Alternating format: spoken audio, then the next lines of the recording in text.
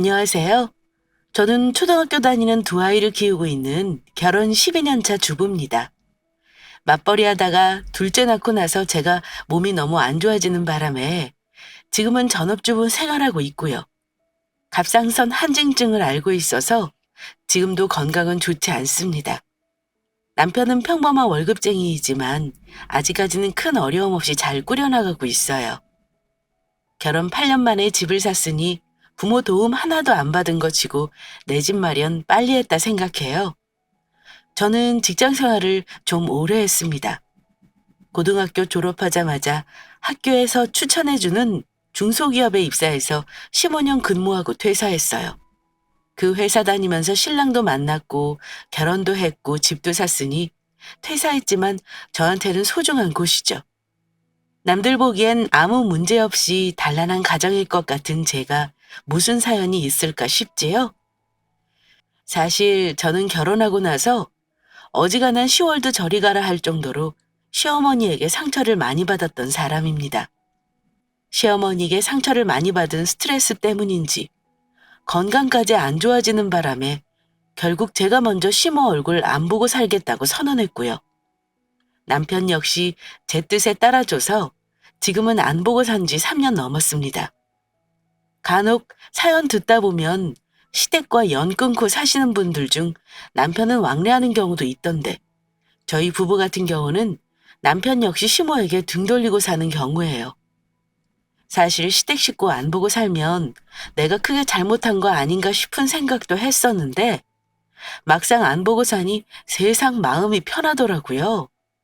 아마 저처럼 시집 식구 안 보고 사는 분들은 이런 마음 잘 아실 겁니다.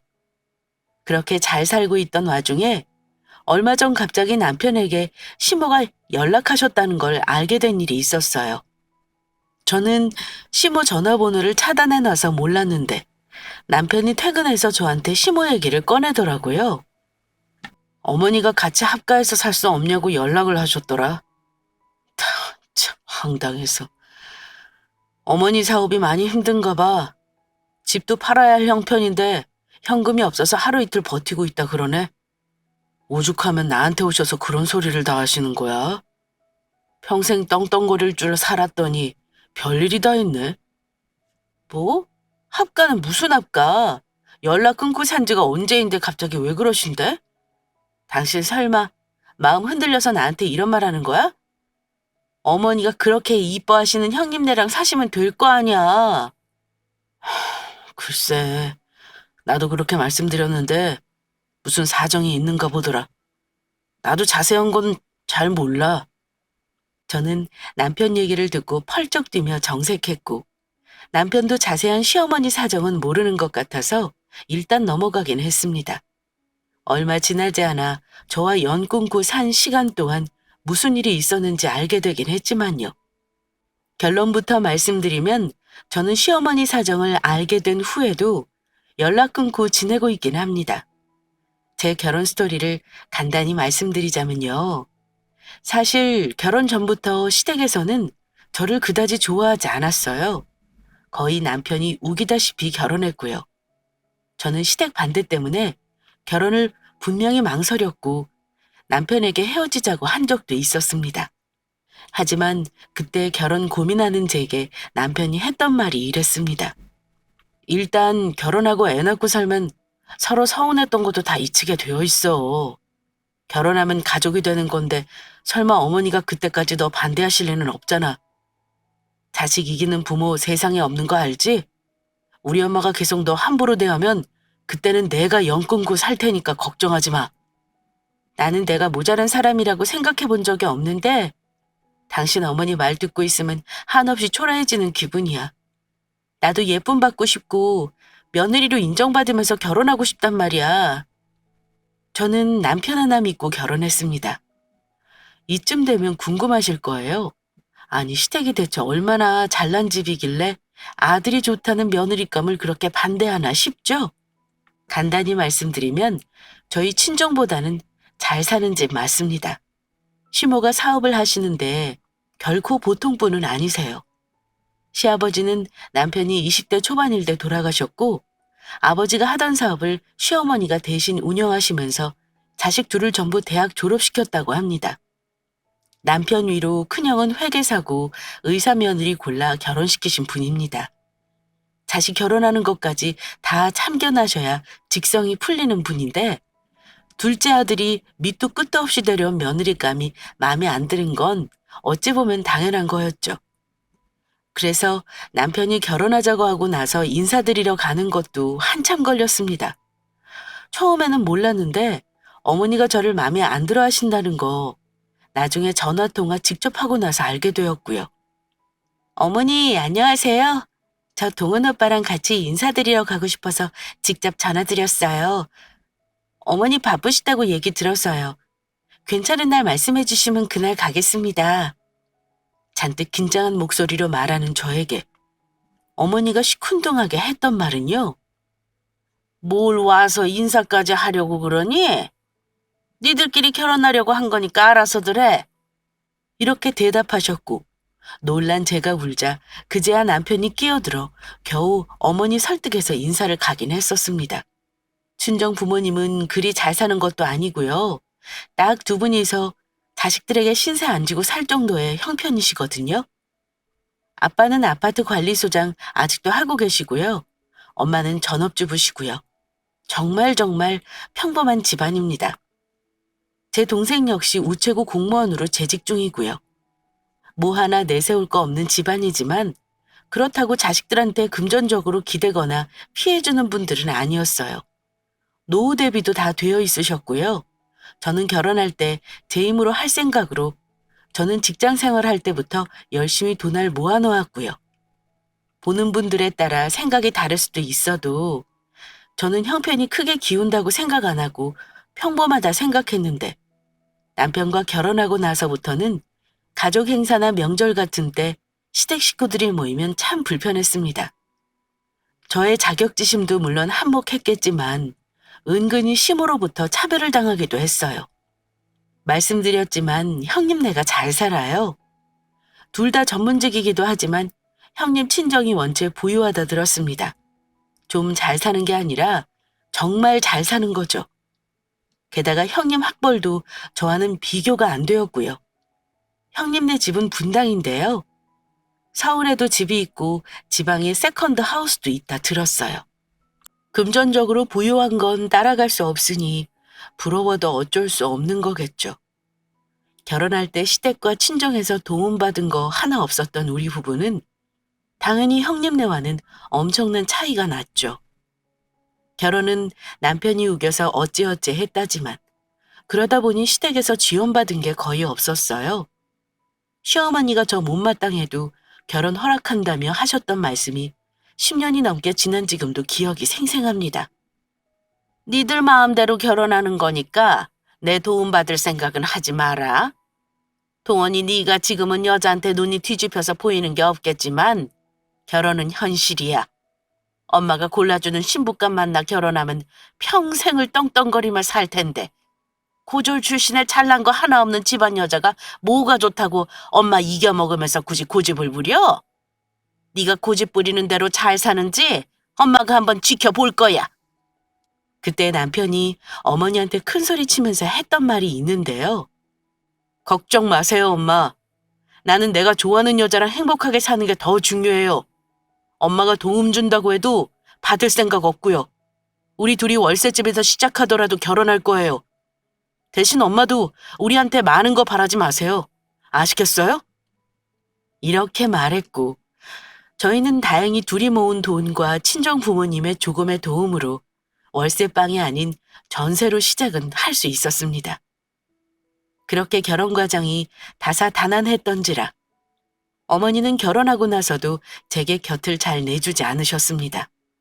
그렇다고 형님이 시댁에 잘하는 스타일도 아니었어요. 적당히 선을 긋는 스타일이었는데도 어머니는 대놓고 형님을 더 챙겨주셨습니다. 저는 제 부모님처럼 좋거나 편하지는 않아도 결혼한 후에는 최대한 며느리돌이를 하려고 많이 애썼습니다. 결혼 초반에는 거의 한 달에 한두 번은 찾아뵙고 일주일에 한 번씩은 꼭 전화도 드렸어요. 외출했다가 뭐 좋은 거 보이면 친정 시댁 공평하게 사서 보내드렸고요. 그런 노력에도 불구하고 시댁에 가면 어머니는 노골적으로 저와 형님을 차별하는 언행을 많이 하셨습니다. 어머니는 대놓고 큰아들 내외가 무조건 우선인 분이셨고요. 시어머니 눈에 물론 큰며느리보다 제가 모자란 게 많아서 그런 것도 있었겠죠. 결혼한 후에 알게 된 건데 시아버지 돌아가시고 나서 아주버님이 어머니 일 돕느라 고생을 많이 하셨다고 하더라고요. 같은 아들이라고 해도 그런 이유로 큰 시숙 내외를 더 챙기나 보다 생각했습니다. 남편 말로는 훨씬 어렸을 때부터 어머니가 형과 자기를 차별하긴 했다 하더라고요. 그래도 결혼 전 남편 말대로 한 식구가 되고 나서 시간이 지나면 그래도 나를 조금은 어여쁘게 봐주시지 않을까 내심 기대를 했습니다. 그런데 한두 해가 지나도 어머니가 저를 대놓고 차별하고 함부로 대하시는 건 달라지지 않더군요. 게다가 제가 고칠 수 없는 학벌이라든가 우리 친정부모를 꼬투리 잡아 무시할 때는 속이 많이 상했습니다. 제가 미웠던 어머니는 형님과 저를 대하는 게 정말 다르셨습니다. 시댁 제사며 명절이며 저는 함부로 부려먹으셨음에도 의사인 형님은 한 번도 미리 와서 일손을 거둔 적이 없습니다. 오늘 큰애는 일찍 못 온다니까 너랑 나랑 같이 음식 준비해야겠구나. 너는 일찍 올 수 있지? 장 볼 것도 있으니까 미리미리 와라. 어머니는 당연한 듯 명절 준비며 김장이며 모든 걸 저한테 먼저 시키셨습니다. 사실 의사인 형님이 시간이 여의치 않다는 거 잘 알고 있었기에 제가 자처한 것도 있긴 했어요. 그런데 어머니는 형님이 쉬는 날에도 아예 안 부른 적도 있습니다. 특히 김장 같은 건 저만 부르셨고 형님은 당연히 열흘였어요. 그렇다고 제가 안 가면 어머님 혼자 김장하시는데 모른 척 할 수도 없고요. 형님 역시 형님도 완전 여우 얌체만 모를까 대놓고 저한테 미운 짓은 안 하셨어요. 조금은 여우처럼 얄밉게 행동하셨습니다. 동서, 이번에도 미안해. 내가 요즘 환자도 많고 일이 많아서 개인적인 일로 일찍 가는 게 너무 힘드네.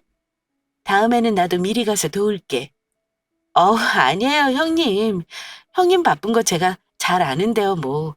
할 거 많이 없으니까 금방 해요. 너무 신경 쓰지 마세요. 이런 식으로 제가 거절 못하게 선수를 치셨고요. 저는 뻔히 속내가 다 보여도 군소리 안 하고 도맡아서 시댁일 모두 도왔습니다. 거의 저 혼자 제사 준비니 뭐니 다 했다고 하는 게 맞을 겁니다. 그런데도 저 한 번도 수고했다는 말 들은 적 없어요. 심지어 음식 준비를 제가 다 했는데도 끝나고 집에 갈 때 좋은 음식은 전부 형님네 차지가 됩니다. 저희는 말라붙은 약과나 나물을 조금 싸주신다면 형님네는 각종 전이며 소불고기, 잡채 등등 있는 대로 다 싸주세요. 어머님이 너무 대놓고 싸주는 게 민망한지 형님이 제 눈치를 슬쩍 보면서 어머니, 먹을 사람도 없는데 이렇게 많이 싸주시면 어떡해요. 동선에도 좀 싸주세요. 이렇게 말하면 어머니는 들을 것도 없다는 듯 이러십니다. 먹을 사람이 없긴 놔두면 다 먹는다. 가져가서 애들 먹여. 네가 음식할 시간도 없잖냐. 싸줄 때 다 가져가. 그럼 형님은 마지못해 가져간다는 듯한 제스처를 하며 제가 한 음식에 거의를 다 싹 쓸어 가시곤 했습니다. 이게 별건 아닌데 사람을 은근히 더럽고 치사한 기분이 들게 하는 거더라고요. 매번 그러시니 아예 나중에는 포기하긴 했지만 그럴 때마다 기분은 좋지 않았습니다. 저는 결혼한 지 얼마 안 돼요. 바로 아이를 가졌는데 임신했을 때도 저는 빼는 거 없이 제 할 도리 다 했어요. 그렇게 아이 키우면서 몇 년을 핍박받아가며 바보같이 살았습니다. 그 시간 동안 저는 어머니는 물론 형님과도 전혀 가족 간이라는 유대감을 느끼지 못했어요. 형님 역시 은근히 저를 무시하는 일도 많았고요. 경제적으로도 그렇고 뭔가 지식 수준으로도 저를 무시한다는 걸 느낀 적이 많습니다. 세월 흐르면서 형님네와 우리 집의 경제적 격차가 점점 더 벌어지는 건 말할 것도 없었고요. 형님네는 제가 결혼할 때부터 이미 아이가 둘이나 있었는데요. 제가 아이 둘 낳고 기르면서 특히 격차가 심하다고 느낀 게 형님 아이들과 제 아이들이 학업 수준도 확연히 차이가 난다는 걸 알게 되었습니다. 아이들 초등학교 가면서 확실히 표가 나더라고요. 형님네 아이들은 개인 교습으로 악기는 물론이고 예체능계 교육을 활발히 시키는데 저는 빠듯한 형편 때문에 겨우 기본 학원밖에 못 보내는 상황이었죠. 집에 격차가 크니까 가르칠 수 있는 능력에서 확실히 티가 나고 괜스레 우리 애들만 능력 없는 부모 만나 뒤처지는 것 같아 미안하기까지 하더라고요. 형님네 애들은 방학이면 늘 아이들을 해외로 보내기까지 했습니다. 궁금해서 물어봤더니 애들을 어학연수가 아니라 그냥 외국에 집을 한두 달 렌트해서 밥도 스스로 하고 시장도 가고 관광도 하는 식으로 생활을 한다고 하더라고요. 말하자면 호주나 뉴질랜드 한 달 살기 이런 걸 하고 오는 거죠. 명절에 형님네 애들을 보면 아이들끼리 아예 영어로 대화를 합니다. 그러면 우리 아이들은 대화에 낄 수조차 없어요. 그럼 옆에서 그거 보던 형님이 이럽니다. 지훈아, 엄마가 집에서 다른 사람들이 있을 때는 영어 하는 거 실례라고 했지? 가족들하고 있을 때는 한국말로 하는 거야. 그런 모습에서 뭐랄까요. 상대적 박탈감이라고 해야 하나요? 물론 형님네가 노력해서 이룬 걸로 누리는 거니까 당연한 거긴 하죠. 하지만 그런 형님을 나는 조금이라도 따라할 수 없겠다는 생각이 들면 부러우면서도 조금 비참한 기분이 들 때도 있었습니다. 못났다고 해도 할 수 없죠. 저도 인간이니까요. 어머니 배에서 나온 같은 형제인데 형님네는 결혼할 때 집도 해주셨다 들었습니다. 우리 부부는 남편이 도움 안 받겠다 고집부려 결혼한 거니 그렇다 쳐도요. 제가 정말 서운했던 건 시어머니가 손주들에게 해주시는 것도 형님네와 우리 아이들을 차별하셨다는 겁니다.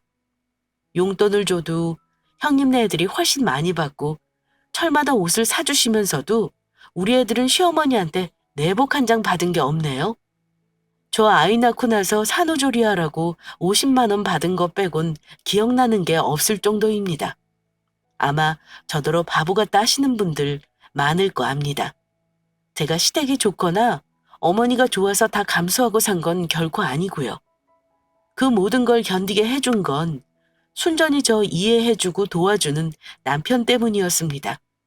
남편은 어머니 때문에 제가 상처받는 게 많다는 거 알고 늘 안쓰러워하기도 하고 시댁에 가지 말자는 말도 한 사람이에요.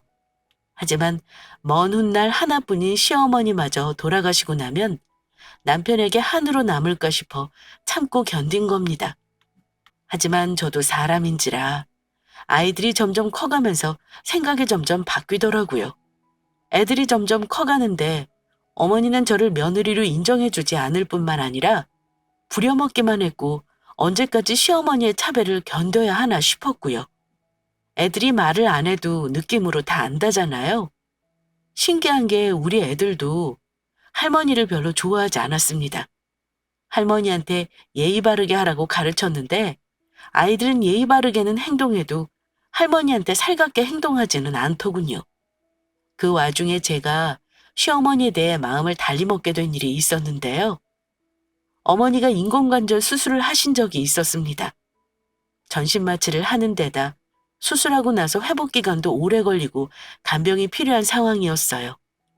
남편과 큰 시숙이 간병인을 쓰자고 의논을 했는데 어머니는 간병인을 극구 거부하셨습니다. 나는 내 몸에 남이 손대는 거 딱질색이야. 휠체어만 태워주면 내가 다 할 수 있는데 아들 둘이 번거로우면 될 것을 왜 쓸데없는 돈 들여서 간병인을 쓰려고 하니? 엄마, 우리도 생업이 있는데 엄마한테 어떻게 붙어 있어요? 저녁에는 형이랑 번갈아 올 테니 낮에만이라도 간병인을 씁시다. 네? 싫다 싫어. 그럴 거면 며느리 들어와서 하면 될 거 아니냐. 큰애는 바빠서 힘들다지만 네 집사람은 집에서 놀고 먹는데 시어머니 간병도 안 한다니? 병원에 천년만년 있는 거 아니고 딱 2주다. 그동안은 네 집사람 보고 와서 나 간병하라고 해. 나 모시고 사는 건 형이라면서 이럴 땐 왜 우리 집사람한테 아쉬운 소리를 하시는 거예요? 형수도 같이 하라 하세요. 내 병원비 되는 게 네 형인 거 몰라? 너희가 돈으로 때울 거 아니면 몸으로라도 때워야 할 거 아니니? 어머니 고집에 남편은 한참 싸우고 실랑이를 했습니다. 그거 보고 제가 그냥 어머니 간병하겠다고 했어요. 여보, 형님은 바쁜 거 뻔히 알고 당신이나 아주버님은 남자잖아. 아무래도 어머니 간병 세세하게 하는 건 힘들 거야. 내가 그냥 할 테니까 당신이 애들을 챙겨줘. 어머니 고집을 누가 말리겠어? 너무 걱정 마. 내가 미안해서 그렇지. 어머니는 무슨 이상한 똥고집을 이렇게 부리시는 거야? 저는 2주간 집과 병원을 오가면서 간병을 했는데요. 힘들어도 기왕에 하는 거 어머니 편하게 모시고 싶어 노력 많이 했습니다. 다행히 어머니가 회복이 빠른 편이라 기간은 짧았지만 사람 병간한다는 게 육체적으로 참 힘들더라고요. 그때 어머니가 너무 까탈스럽게 구셔서 마음고생을 많이 했습니다. 어머니 병원에 입원해 있는 2주 동안 시아주버님 내외는 딱 한 번 병원에 오더라고요. 그런데 병원에 오셔서는 어머니 상태가 어떤지는 살피면서도 간병하느라 애쓰는 저의 안부를 한 번도 묻지 않더군요. 심지어 형님은 오자마자 진료가 많아서 힘들었다고 한숨부터 쉬더니 동서, 나 물 좀 갖다 줄래? 혹시 간식거리 사다 놓은 거 있으면 줄 수 있어? 네? 아, 딸기 사다 놓은 게 있는데 드릴까요? 응, 그래. 오면서 나 휴지도 가져다 주고. 어머니는 많이 나으신 것 같네. 그래도 건강하신 편이라 다행이야. 이러면서 저를 부려먹기 바쁘더라고요. 시어머니는 그동안 애쓴 저는 안중에도 없고 시아주버님 내외에게 은근히 저를 타박하기까지 하셨습니다. 제가 손이 야무지지를 못해서 내가 영 마음에 안 들어. 어제도 머리를 감기는데 피눈물 하나 제대로 헹구지도 못해서 결국은 내가 다시 감았다. 뭘 하면 행동이 어찌나 굼뜬지. 아유, 내가 시키면서도 속이 터져. 그래, 너는 별일 없지? 저런 말을 대놓고 하시는데 참 눈물이 나더라고요. 저는 집에서 애들 챙기고 친정 부모님한테 맡기느라 매일 저녁도 굶고 살았는데 그런 공을 몰라주는 시어머니와 시숙내외가 너무 야속했습니다. 그걸 본 신랑이 안쓰러웠는지 저에게 그러더군요. 힘들지 여보? 미안하다. 이런 집안에 시집와서 고생만 하네. 그냥 연 끊고 살아버릴까? 당신이 그렇게 하자 그러면 내가 그렇게 할 수 있어. 저 힘들다고 진심으로 미안하다며 저런 말을 하길래 제가 그랬습니다. 어떻게 연을 끊고 살아. 그래도 가족인데. 나는 괜찮아. 항상 내 편이 되어주는 신랑이 저 보기 안쓰럽다고 인연 끊자고 하는데도 저는 괜찮다고 했습니다. 물론 얼마 안가 제가 그런 말을 한 걸 후회하고 결국은 연을 끊게 돼버린 사건이 일어나긴 했지만 말입니다. 바로 제가 이 사연을 보내게 된 결정적인 이유. 제가 눈이 완전히 돌아서 시댁이고 나발이고 다 필요 없다고 인연을 끊고 살자고 한 계기가 얼마 지나지 않아 있었습니다. 우리 부부는 결혼할 때도 그렇고 살면서도 한 번도 시어머니에게 경제적인 도움을 받은 적이 없었는데 돈 가지고 형님네와 극명한 차별을 겪고 나서는 더 이상 시어머니를 보고 싶지 않더라고요. 무슨 일이 있었냐면요. 우리 부부가 그때 처음 내 집 마련 아파트 입주를 앞두고 있었습니다. 그런데 아파트 입주를 남겨놓고 잔금 치를 돈이 좀 부족했습니다. 규제 지역이라 풀 대출을 받아도 잔금이 모자라는 상황이었어요. 그래서 급하게 친정 부모님께 4천만 원을 빌렸지만 영혼까지 다 끌어 모았는데도 불구하고 2천만 원이 조금 넘게 모자랐습니다. 입주 예정일은 점점 다가오고 그 기간이 지나면 분양대금 연체가 되는 거라 노심초사하고 있었습니다. 그때 고민 끝에 남편이 시어머니에게 돈을 좀 빌려보겠다는 말을 했습니다. 어머니가 우리 결혼할 때 일전 도움받을 생각하지 말라고 하셨잖아. 도와주시긴 할까? 괜히 타박만 듣는 거 아니야? 어머니가 사업하시는 분인데 그 정도 돈은 당연히 여유 있지. 내가 억 단위를 도와달라는 게 아니잖아.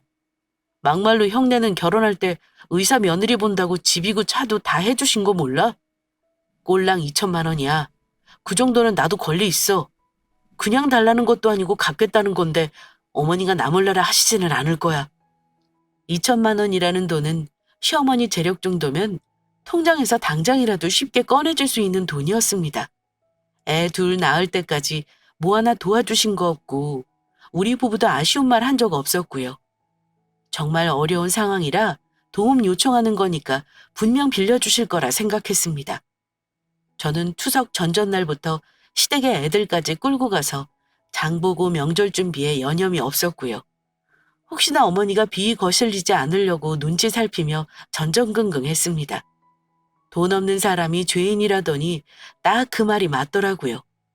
명절 당일 시아주버님 내외도 도착하고 정신없이 차례 지내고 식사까지 다 마쳤을 때였습니다. 남편은 친정 가기 전 시어머니에게 돈 빌려달라는 얘기를 하려고 기회를 엿보고 있었는데요. 갑자기 그때 형님이 어머니한테 이런 말을 하더라고요. 어머니, 너무 감사해요. 애들, 우리 애들 앞으로 1,000만 원씩 예금 들어주셨더라고요. 한참 전에 들어주신 건데 애들 아빠가 며칠 전에 얘기해서 지금이야 고맙다는 인사드리네요. 근데 너무 큰 돈 주신 거 아니에요? 큰 돈이라니. 지훈이 이번에 시험 잘 봤다며? 내가 너무 기특해서 주는 거야. 지훈이랑 세훈이 앞으로 내가 계속 돈 넣어줄 거니까 나중에 대학교 등록금으로 보탰어. 제가 버는데 무슨 등록금 걱정을 하고 그러세요. 그래도 이 할미가 주는 건데 엄마가 해주는 거랑 같겠어? 애들한테 할머니가 주는 거라고 꼭 신신당부해. 이대로만 하면 나중에 너처럼 의대 떡하니 가지 않겠니? 네, 그럼요. 걱정 마세요, 어머니. 잘 쓰겠습니다. 시어머니가 형님네 애들에게 각각 1,000만 원씩 통장에 넣어주셨다는 말을 듣는데 참 서운하고 할 말이 없더라고요. 우리 애들은 공부를 못해서 안 주신다는 건가? 그 짧은 시간 많은 생각이 스쳤고 저는 애꿎은 젓가락질로 밥 공기에 밥알만 새고 있었네요. 그 대화를 들은 남편이 어머니에게 이러더라고요. 엄마, 조카들한테 1,000만 원씩이나 넣어줬어요? 그럼 우리 애들은 손주도 아니야? 저도 서운했지만 아무 말 할 수 없었는데 남편 역시 어지간히 서운했던 것 같더라고요. 뜬금없이 그게 무슨 소리야? 네 애들은 아직 어리잖아. 아직 멀었는데 가만히 기다려라. 네 애들도 공부 잘하면 내가 안 주겠니? 우리 애들이 공부 못하면 안 해주겠다는 거네요? 참나. 됐어요, 엄마. 그런 거 필요 없고요. 엄마 이뻐하는 형수네 애들이나 앞으로 잘 챙겨주세요. 우리 애들은 우리가 알아서 잘 키울 테니까요. 대신 나도 부탁 하나만 해요. 남편은 그때부터 이미 화가 나 있는 거 꾹 참고 있었던 것 같습니다. 어쩌면 이미 어머니 대답을 알고 있으면서 떠보려고 그랬던 것 같기도 하네요. 저희 아파트 분양받은 거 아시죠? 근데 규제 지역이라 대출을 풀로 받아도 잔금이 좀 모자라요. 처가댁에 4천만 원을 빌리기는 했는데 그래도 여력이 안 되네요. 한 2천만 원 정도면 엄마가 빌려주시면 살면서 매달 여유되는 대로 갚을게요. 여유 있으면 조금 더 빌려주시면 좋고요. 저희 첫 집인데 이번에 한 번만 도와주세요, 엄마. 남편의 말을 다 들은 식구들은 갑자기 조용해지더군요. 줄곧 입을 일자로 다물고 계시던 어머니가 대답을 하셨는데요. 그런 돈이 어디 있니? 나 돈 없다. 요즘 안 그래도 사업이 힘들어서 현금 융통이 어려운데 2천만 원이 아니라 1,000만 원도 힘들어. 하시며 남편의 부탁을 단칼에 거절하시더라고요. 엄마, 그게 무슨 말 같지도 않은 소리예요? 조금 전에 조카들한테 통장에 1,000만 원씩 턱턱 넣어줬다고 하셨잖아요.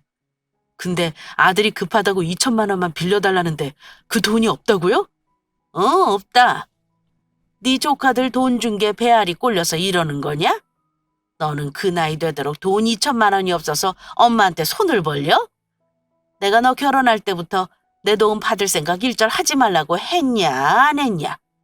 네 마누라 우리 집에 들인 걸로 나는 할 거 다 했으니까 돈 얘기할 거면 당장 나가. 어머니는 언성을 높이며 노발대발하셨고 남편 역시 그때부터는 이성의 끈을 놓았습니다.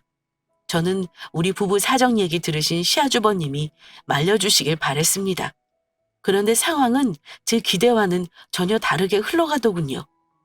2천만 원이라는 돈, 형님에게는 큰 돈이 아닐 텐데 동생이 사정을 얘기해도 빌려주겠다는 말 안 하는 것도 참 속상했습니다. 시아주버님은 심지어 뭐라고 하셨냐면요. 너 이제까지 엄마 돈 바라고 잘하는 척 한 거야? 우리 애들이 받은 돈은 그동안 우리 어머니한테 드린 돈을 돌려받는 거나 마찬가지야. 뭘 모르면 말을 하지 마. 너 이 자식 엄마한테 돈 빌려달라는 말 할 거면 당장 이 집에서 나가라. 시아주버님이 어머니 돈을 바라는 거냐는 말을 듣자 저도 더 이상 못 참겠더군요. 아주버님 말씀이 너무 심하시네요. 보고 산 세월이 얼마인데 그런 말씀을 하세요? 저도 더 이상은 못 참겠네요. 나가라고 하셨으니까 나갈게요. 앞으로 얼굴 볼 일 없었으면 하네요. 제가 결국 언성을 높이고 명절날 밥상머리는 아수라장이 되었습니다. 남편은 결국 눈물까지 보이며 이렇게 말을 했습니다. 나 이제까지 30년 넘게 살면서 형이랑 나랑 차별 대우받은 거 얼마나 서러웠는지 아세요? 저도 관심받고 싶어서 어릴 때 별짓 다 한 거 아시냐고요. 그래도 엄마니까 저는 다 참았어요. 엄마가 나랑 집사람 우습게 알고 결혼하기 전부터 무시해도 나 다 참았다고요. 근데 내가 얼마나 바보 같은 짓을 했는지 이제 알겠네. 우리 집사람한테 더는 미안해서 안 되겠어요. 나도 앞으로는 엄마 우습게 볼 겁니다. 앞으로는 집안 제사고 명절이고 아무것도 참석 안 할 거예요. 엄마랑 형 얼굴 보기 싫어서라도 안 올 거니까 그렇게 아세요. 남편이 그렇게 화내는 거 저도 결혼하고 처음 봤습니다. 그동안은 내가 잘하면 그래도 나를 봐주시지 않을까 하는 생각 저도 고쳐먹었고요. 어머니와 시아주버님 내외에 정말 오만정이 다 떨어졌습니다. 형님도 그러시는 거 아니에요. 제가 돈 몇 푼 때문에 어머니한테 며느리돌이 했다고 생각하세요? 저는 가족이라고 생각하고 한 거예요. 그동안 내 돈으로 혼자 음식 준비 다 하고 명절 때마다 사드리고 바치는 것만 얼마나 했는 줄 아세요? 그래도 제가 싫은 소리 한 번이라도 했나요? 형님은 저한테 고생했다는 말 한 번 해보신 적 있냐고요. 매번 저랑 우리 애들 찬밥 취급받는 것도 서러운데 남편이 어려울 때 도와달라는 몇 푼이 아까우세요? 우리 가족 앞으로는 다시는 이 집 안 올 거예요. 저 역시 이렇게 울부짖었고 남편은 저랑 애들 데리고 그 길로 시집해서 나왔습니다. 진작에 이렇게 한번 속도 털고 했으면 얼마나 좋았을까요? 사실 욕도 퍼붓고 소리도 지르고도 싶었는데 막상 하려니까 안 되더라고요. 심장이 쿵쿵 뛰고 목소리까지 떨려서요. 그렇게 시댁을 뛰쳐나왔지만 마음이 불편하다고 하는 저에게 남편은 차라리 잘 된 거라고 토닥토닥 해주더라고요. 그런 남편에게 고마워서 그동안 참았던 눈물에 엉엉 울고 신랑이 치킨 사와서 같이 맥주 한잔하면서 또 울었습니다. 오히려 왜 화를 더 내지 못했을까 분하기도 하고 소리라도 더 지를 거라고 후회되더군요. 우리 부부는 그때를 마지막으로 시댁과는 완전히 연 끊어버리고 살았어요. 다행히 모자란 잔금은 남편이 급하게 직장 금고 대출로 메꿔 무사히 새 아파트에 입주도 했습니다.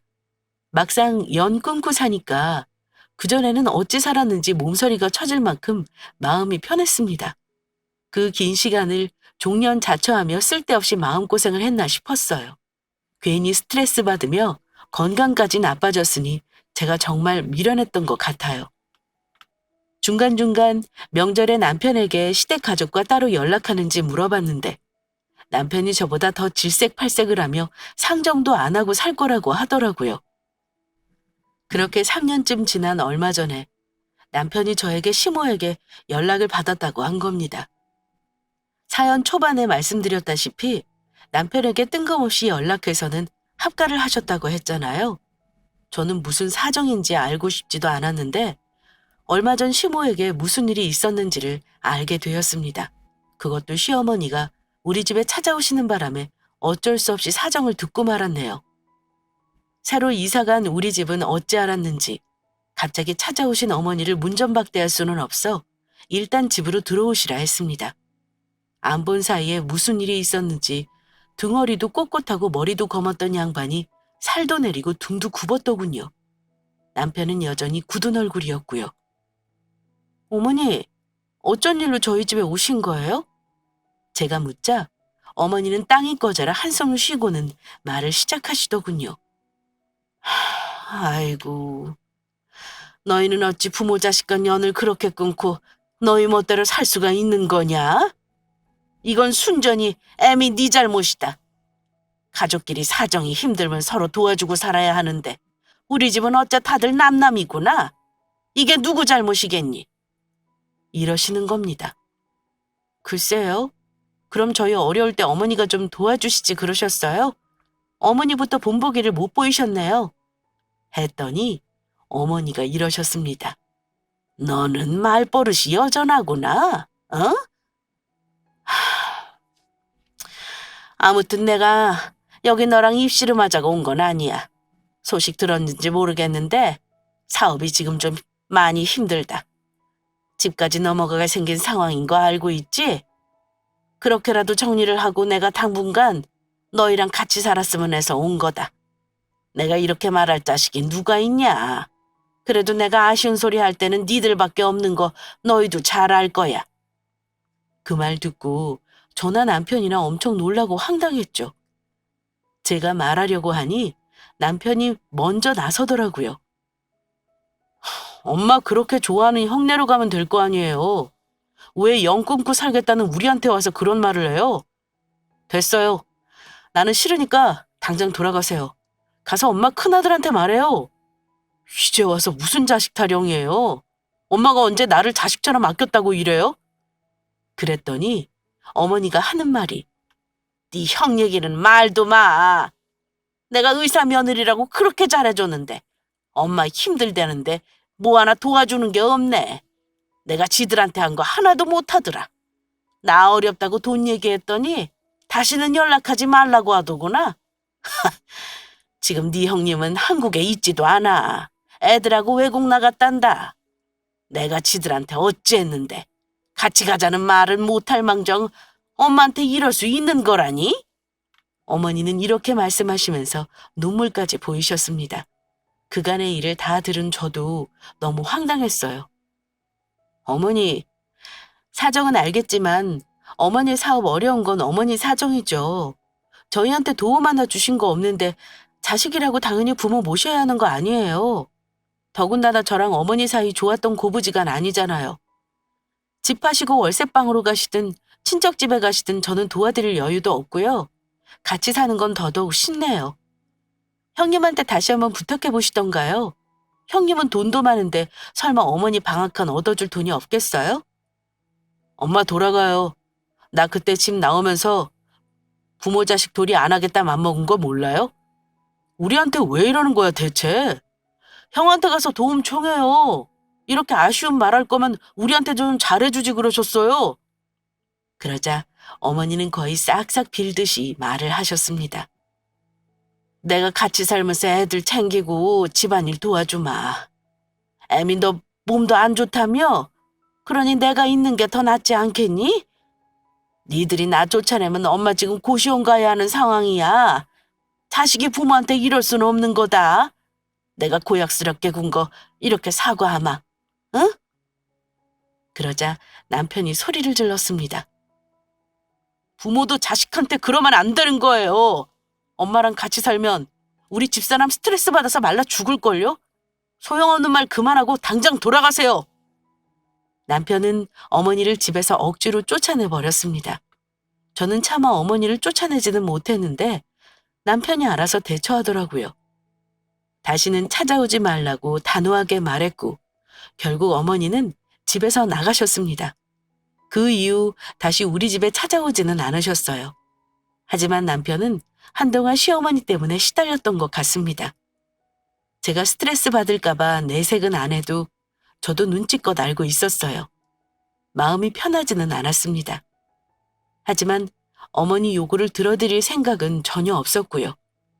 지금처럼 연 끊어버리고 살 거라는 결심도 변함없습니다. 어머니는 저한테 하신 대로 그대로 돌려받으시는 거라고 생각해요.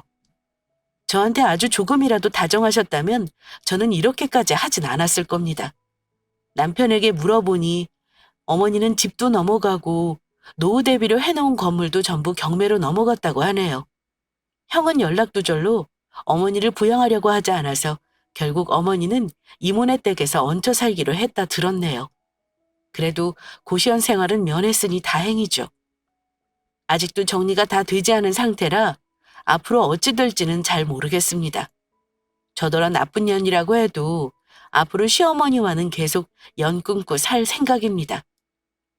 남편에게 넌지시 물었는데 남편 역시 신경 안 쓰고 우리 가족만 위해 살겠다네요. 그래서 그냥 당분간은 나쁜 년으로 살고 싶어요. 여기 계신 구독자 여러분들이 제 생각에 조언해 주신다면 달게 새겨듣도록 하겠습니다. 오늘 저의 10월드 연 끄는 사연은 여기까지입니다. 들어주신 모든 분들께 감사 인사드리며 사연 마치도록 하겠습니다.